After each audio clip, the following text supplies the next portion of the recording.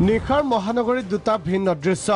ব্যৱহৃত PP kit পিন্ধি সৰুসজাইৰ ৰাজপথত এজন লোকৰ মুক্ত বিচৰণ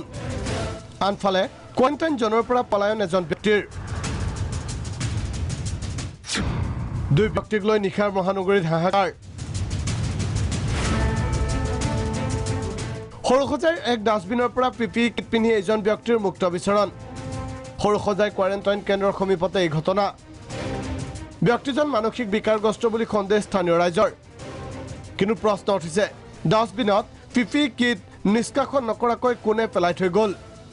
নিয়ম অনুসৰি ব্যৱহাৰৰ পিছত নষ্ট কৰিব লাগে পিপি কিট কিন্তু এই ঘটনাই যেন চৰকাৰী কাণ্ড জ্ঞানহীনতাক উদঙাইছে এই ঘটনাৰ পিছত আতংকিত অঞ্চলটোৰ ৰাইজ প্ৰশ্ন উঠিছে কোনে পেলাই থৈ গ'ল পিপি কিট চিকিৎসক সাংবাদিক নে এম্বুলেন্সৰ চালকে এয়া মালিগাঁৱৰ দৃশ্য দন্ত চিকিৎসা মহাবিদ্যালয় ছোৱালী আৱাসৰ পৰা এইজন লিটন ৰয় নামৰ সাফাই কৰ্মীৰ পলায়ন হাস্পতালৰ অৱৰুদ্ধ ক্ষেত্ৰ ঘোষিত ছোৱালী হোষ্টেলত নিয়োজিত আছিল পলায়ন কৰি ব্যক্তিজন উপস্থিত হয় গোশালাৰ গৃহত মুহূৰ্ততে স্থানীয় ৰাইজৰ মাজত হোৱা দোৱা পিছত আৰক্ষী আটক কৰি পুনৰ কোৱাৰেণ্টাইন জনলৈ প্ৰেৰণ কৰে ব্যক্তিজনক গুৱাহাটীত দ্ৰুতগতিত বৃদ্ধি হোৱা মাৰাত্মক কৰোনা ভাইৰাছৰ সময়তে এই দুই ঘটনাই পুনৰ প্ৰমাণিত কৰিছে সজাগ সচেতনতা নহলে বিপদ অনিবাৰ্য ব্যুৰো ৰিপৰ্ট প্ৰাগ নিউজ